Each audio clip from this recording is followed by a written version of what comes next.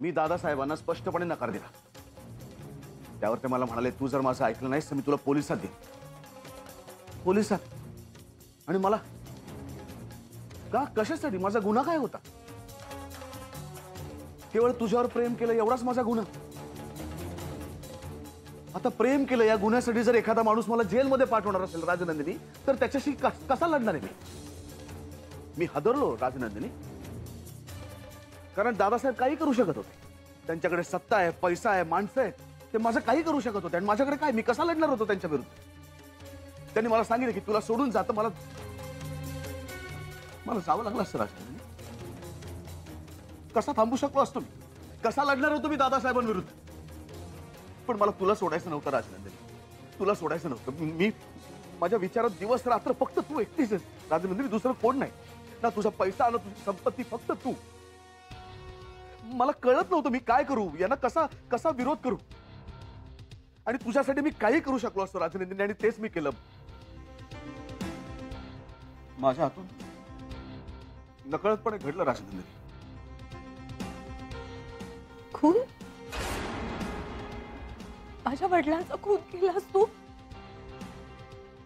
माझे दादासाहेब आज या जगात नाही तुझ्यामुळे गजा, तुझ्यामुळे। हे किती भयंकर आहे, किती भयंकर आहे हे। मला तसं करायचं नव्हतं राजनंदिनी। गजा बस, आता किती खोटं बोलशील तू? बस बस। मी खोटं नाही बोलत आहे, मी जे सांगतो ते खरंच आहे राजनंदिनी, ऐकून तर घे। नाही ऐकायचं, मला ऐकूनच नाही घ्यायचं। ऐक, मी तुला काय सांगतो ते ऐक। इकडे ये, इकडे बस बस। दादासाहेब मला आयुष्यातनं उठवायला निघाले होते। काय करायला हवं तुम्ही? आज ते जर स्वतः इथे असते ना, तर त्यांनी तुला सांगितलं असतं की त्यांनी काय काय केले, कसे वागलेत ते पाहायचे। पण माझं म्हणणं काय तुला पटणार नाही। मी कितीही खरं बोलत असतो, कारण मी खरं बोलतो हे सिद्ध करायला माझ्याकडे एकही पुरावा नाहीये। माझ्याकडे पुरावे आहेत, माझ्याकडे पुरावे आहेत विक्रांत, हे विसरलास तू? तुझा सगळा घाणेरडा कट तुझ्या आवाजात रेकॉर्ड झाला आहे, तो आहे माझ्याकडे। मग हे आता तू खोटं का बोलतोस माझ्याशी? हे मला का पटवायला निघालास की तू खरा आहेस, पण ती शिरपूरकर, जालिंदर, माझे दादासाहेब हे सगळे खोटं बोलतायत? माझ्यावर विश्वास ठेव राजनंदिनी। विश्वास नाही का? हा शब्द तुझ्या तोंडून सुद्धा काढू नकोस तू। विश्वासघात आणि तुझी जात एकच आहे हे सिद्ध झालंय। मी खरंच सांगतो। नाही नाही, दादासाहेबांचंच म्हणणं बरोबर होतं, माझं चुकलं, मी ऐकायला हवं होतं त्यांचं। पण मी काय करू? मी प्रेमात पडले तुझ्या, अगदी अगदी खरी खरी, तुझ्यासारखी खोटी नाही। माझे प्रेम खरं आहे राजनंदिनी। काय खरं काय खोटं? तू कोणावर प्रेम करूच शकत नाहीस गजा, स्वार्थी आहेस तू। तुझ्या स्वार्थापुढे तुला काहीच दिसत नाही, आणि तू जे माझ्याशी वागला असता ते मी शत्रूशी पण वागू शकत नाही रे। त्या शिरपूरकरचा काय दोष होता मला सांग? काय चूक होती त्याची? का त्याचं आयुष्य संपवलंस तू? त्याचं ते कुटुंब उघड्यावर पडलंय रे गजा, त्यांची काय चूक होती सांग मला? लोकांचे जीव घेणं खूप खूप स्वस्त आहे तुझ्यासाठी। प्रेम प्रेम म्हणून फक्त बडबड करतोस तू मगापासून। कधीतरी कोणावर खरं खरं प्रेम करशील ना, तेव्हा तुला या शब्दाचा खरा अर्थ कळेल गजा।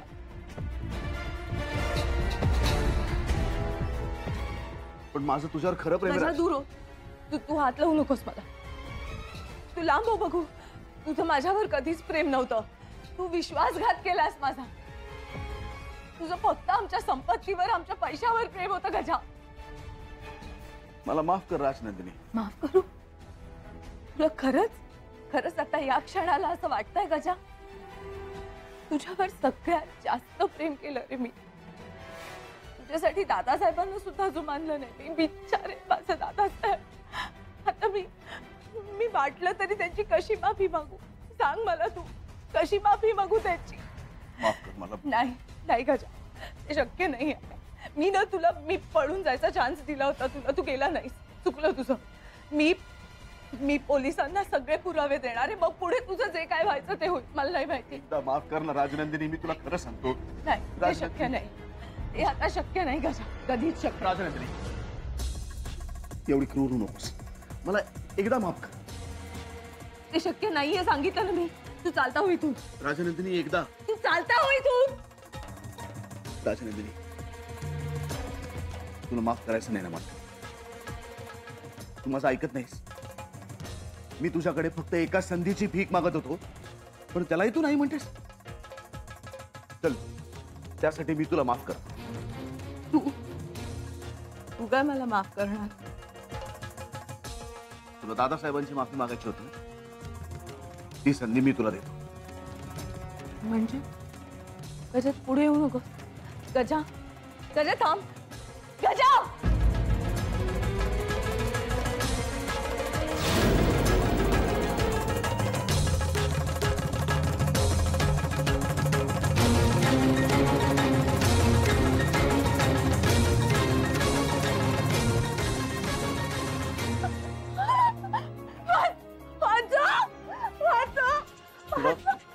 तुला दादासाहेबांची माफी मागायची होती ना? हा जा आता स्वतः दादासाहेबांकडे आणि माफी माग त्यांची. आणि त्यांना सांग गजा पाटीलने पण त्यांची माफी मागितली आहे. हा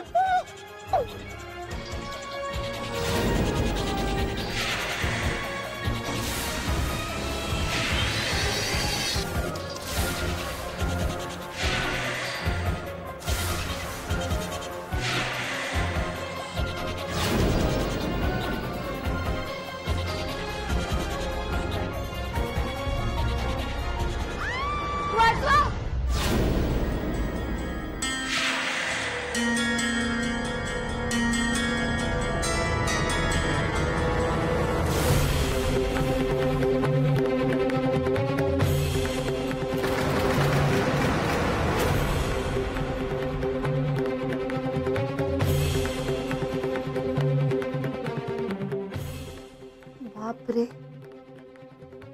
हे काय पाहिलं मी? राजनंदिनी गेली. ही ही अशी गेली ती? हे काय होतं? स्वप्न, इतकं वाईट स्वप्न का पडलं मला? आणि मलाच का? कधी संपणार हे विचित्र स्वप्न?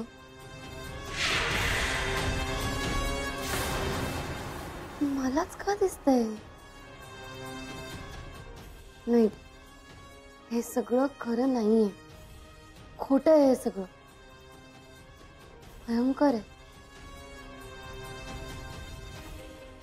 हे असं असूच शकत नाही. आणि असलं तरी मी काय करू? ही राजनंदिनी आहे. ती का येते माझ्या स्वप्नात? मला का दिसतंय तिचं आयुष्य? आणि जे दिसलं ते खरं असेल? नाही, हे खोटं आहे. एक वाईट स्वप्नच आहे.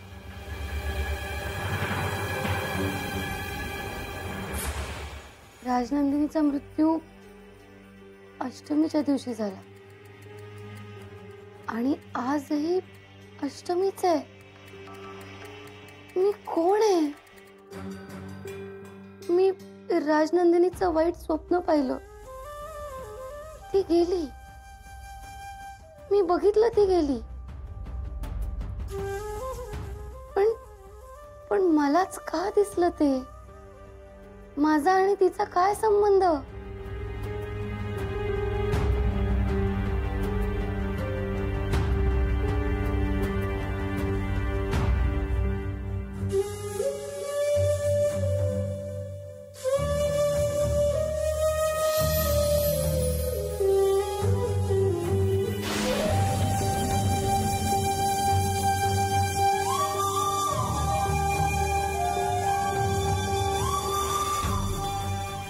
राजनंदिनी,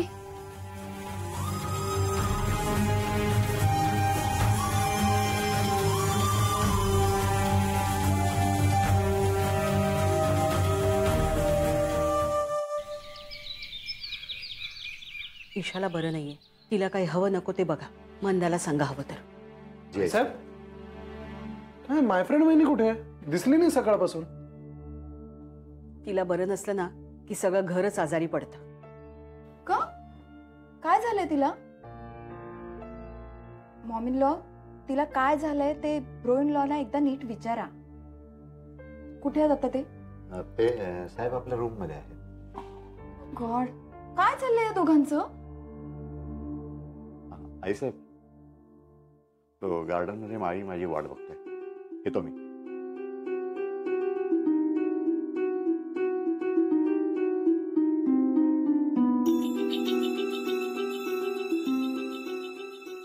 काय चाललंय या दोघांचं? ब्रो इन लॉ त्यांच्या रूम मध्ये, ईशा तिच्या रूम मध्ये. आता काय ईशा पण त्या ब्रो इन लॉ सारखी वागणार आहे का? म्हणजे एकदा रूम मध्ये आत गेलं की बराच वेळ बाहेरच यायचं नाही. सोनिया प्लीज, आईसाहेबांनी सांगितलं ना, शी इज नॉट वेल. हो, तिला कॉरिडॉर मध्ये चक्कर आल्यासारखं झालं म्हणून विक्रांतनी तिला तिच्या रूम मध्ये नेलं. मी जाऊन बघून आले तिला. मग मग काय म्हणाली तेव्हा ती? काही नाही, शांतच होती. खूप दमल्यासारखी वाटत होती. नाजूक आहे ना बिचारी. मी मी देवीचा अंगारा सुद्धा लावला तिला. मग आता बरं वाटत असेल तिला? नाही, रात्रभर झोप पण झाली असेल ना? हो, पण मग नेहमीसारखी ती ब्रेकफास्टला का नाही आली? हा राईट. आणि ब्रेकफास्टला ती दिसली नाही ना की चुकल्यासारखं वाटतं. आईसाहेब, मी एक काम करतो, मी तिला घेऊन येतो. तिला पण बरं वाटेल. थांब जयदीप, ती नक्की बरी आहे की नाही बघावं लागेल. तू तिला इथे ओढत घेऊन येशील आणि ती सुद्धा नाही म्हणणार नाही. पण ती खरंच बरी आहे का हे मीच जाऊन बघून येते. ओके.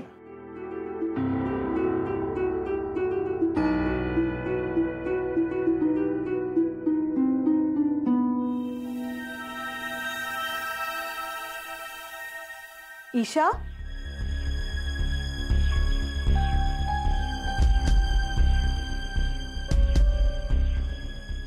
ईशा,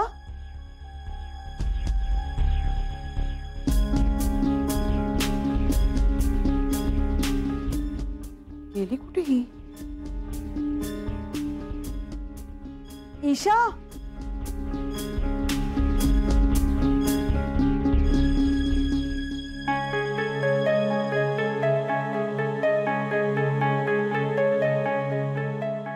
मोबाईल तर इथेच आहे.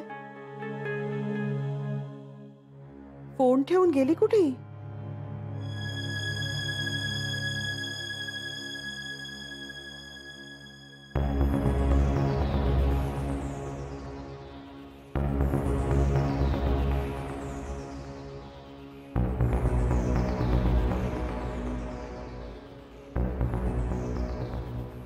थांब ना ग.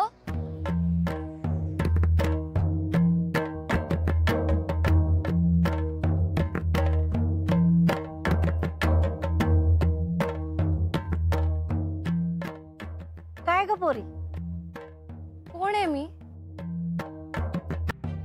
सांग ना, कोण आहे मी नक्की? हे बघ, हे सगळं ना तुझ्यापासूनच सुरू झालं. मला सगळ्यात पहिल्यांदी तो चेहरा तुझ्या परातीत दिसला. काय दिसला मला तो चेहरा? सांग ना, मी कोण आहे नक्की? मी काय उत्तर देणार पोरी? तुला चांगलं माहित आहे, सगळ्या प्रश्नांची उत्तर माझी देवी आई देते. मग विचार तिला, मलाच का दिसतंय हे सगळं? आणि जे स्वप्न मला पडलं ते फक्त एक वाईट स्वप्न होतं का सत्य होतं? सांग ना मला, मलाच का दिसतंय हे सत्य? आणि आईची इच्छा पोरी. पण का? हे सगळं दाखवून देवी आईला मला काय सुचवायचंय, काय सांगायचंय? निदान ह्याचं तरी उत्तर दे ना मला. त्या दिवशी मला तुझ्या परातीत दिसली ती राजनंदिनीच होती. मग माझ्या जागी मला का दिसली ती? हे बघ पोरी, जो चेहरा दिसला तो फक्त तुलाच दिसला. हा, मी इतकंच सांगू शकते की आई अंबाबाईनच तुला हा चेहरा दाखवलाय. पण का? मलाच का? आणि तीच का दिसली मला स्वप्नात? माझा काय संबंध आहे या सगळ्याशी? सांग ना, कोण आहे मी? ते ना उत्तर.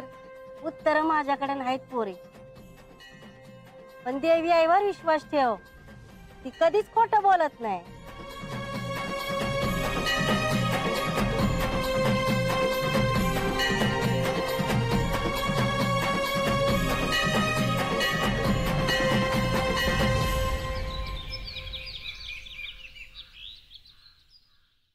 ईशा, ईशा, विक्रांत, ऐसा ईशा आमच्या खोलीमध्ये नाही, कुठे गेली? माहित नाही. मला वाटलं तुम्हाला माहिती असेल म्हणून तुमची खोलीतून यायची वाट बघत बसले होते मी. विक्रांत, तुमच्या आणि ईशामध्ये काही वाद झालाय का? नाही म्हणजे सगळं ठीक आहे ना? तिचा फोन घरीच आहे विक्रांत.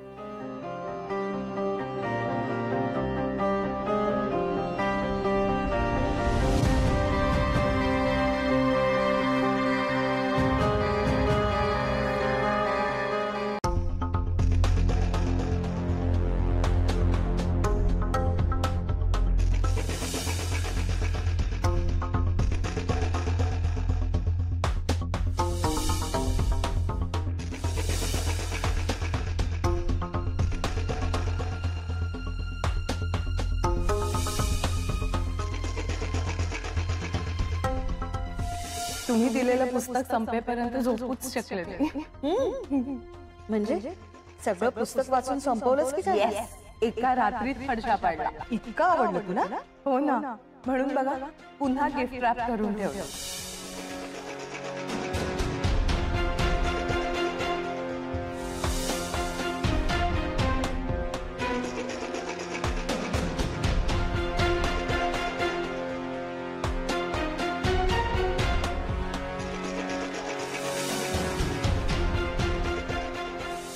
हे बघा, आता लाडू वळायची गरजच नाहीये.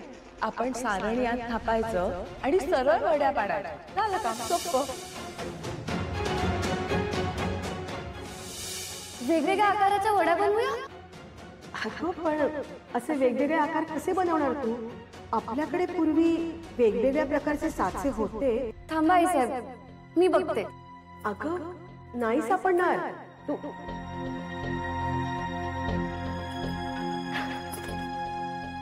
आई साहेब, मिळाले.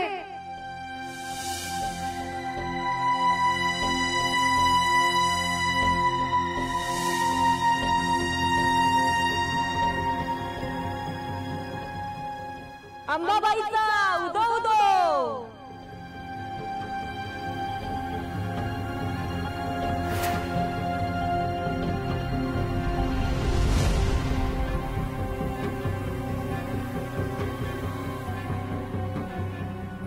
उदय जगदंबे, उदय.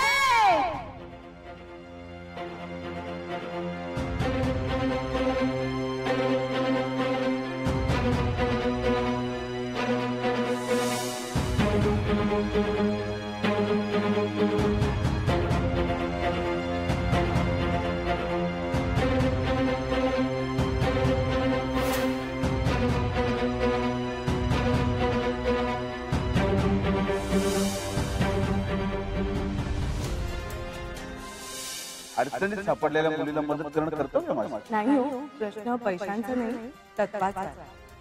एक तर मी जबरदस्तीने तुमच्या रिक्षेत घुसले आणि तुम्हीच पैसे देणार हे काही मला पटत नाही.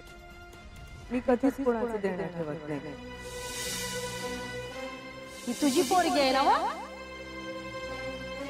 हो, तुला सांगते माय, ही कुणाचं पण देणं ठेवणार नाही, सगळ्यांचं देणार. देवी आईवर विश्वास ठेव, ती कधीच खोटं बोलत नाही, ती कधीच खोटं बोलत नाही, ती कधीच खोटं बोलत नाही, ती कधीच खोटं बोलत नाही.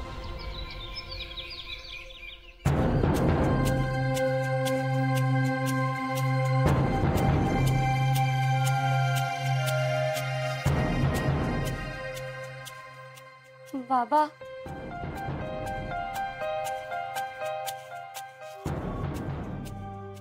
अरे ईशा तू अचानक कशी आलीस?